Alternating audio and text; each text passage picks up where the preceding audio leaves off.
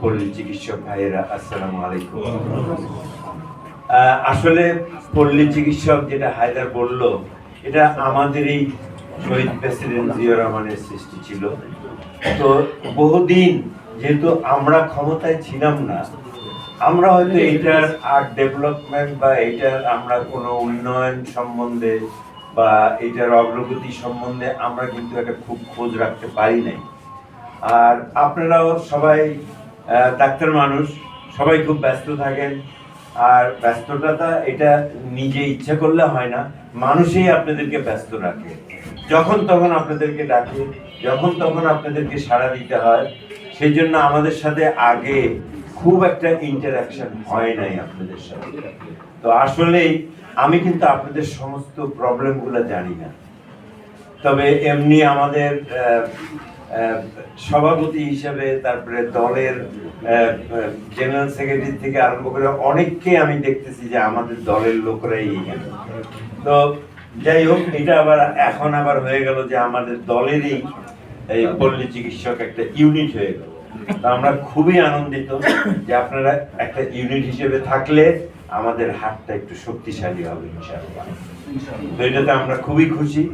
তো এখন যেটা আমি বলতে চাই, আমরা কিন্তু খুব কম্প্রিহেন্সিভ একটা হেলথ প্ল্যানিং কাজ করছি। আমরা কিন্তু যেটা আপনারা যদি তারেক রহমানের বক্তব্য শুনে থাকেন, আমরা প্রথম যেটা করতে যাচ্ছি একদম বেস লেভেলে, সেটা হলো জনগণের যারা খুবই অতি দরিদ্র, আলট্রা পুয়ার সেকশনটাকে এটাকে রেজ করার চেষ্টা করছি আমরা।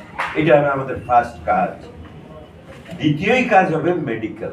উনি জানেন, উনি যেহেতু লন্ডনে অনেকদিন ছিলেন, লন্ডনে যে সিস্টেমটা আছে সেটা হলো একদম ন্যাশনালাইজড, এভরিথিং ইজ ন্যাশনালাইজড, সব কিছু ফ্রি, মানুষের চিকিৎসা কিন্তু ফ্রি। সাথে সাথে প্রাইভেট হসপিটাল আছে, মানুষ ইচ্ছে করলে প্রাইভেটে যেতে পারে। তো উনি এটা সম্বন্ধে বেশ ভালো আইডিয়া রাখেন। উনি দেখি আমাদের সাথে এখনো অত ডিটেলস আলাপ হয় নাই যে আমরা এই পল্লী চিকিৎসকদের যেটা সমস্যা, একটাই শুনছি যে ডাক্তার টাইটেলটা লিখতে দিচ্ছে না সামনে। এটা ছাড়া অন্যান্য সেরকম কিছু আমরা অত ডিটেলস জানি না। এবং আমাদের আগামীতে বিএনপির রাজনীতিতে আপনাদের কিভাবে আমরা এই দেশের স্বার্থে, মেডিকেল ইনস্টিটিউশনের স্বার্থে বা মানুষের মেডিকেয়ারের স্বার্থে যে আপনাদেরকে কিভাবে ব্যবহার করবে বিএনপি, আমরা যখন পাওয়ারে আসবো আপনারা নিশ্চয়ই জানতে পারবেন।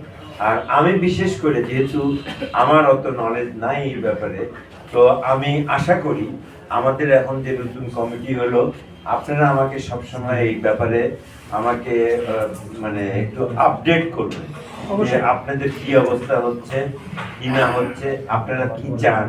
এই চাওয়া পাওয়াটা আমার যেটা দায়িত্ব হবে, আমি পার্টির সেন্ট্রাল কমিটিতে বা তারেক রহমানের সাথে আমি এগুলো হ্যান্ড ওভার করতে পারি আমাদের রিকোয়ারমেন্টগুলো। আমার মনে হয় সারা দেশে একই জিনিস তো হবে, তাই না? একই জিনিস হবে।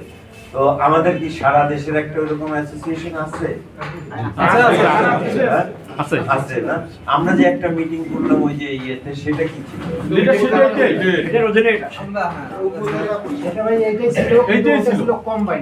এটা শুধু জাতীয়তাবাদী দল, আর ওটা সব সবাই ছিল, মানে ওটা আওয়ামী আমলের একটা কমিটি ছিল।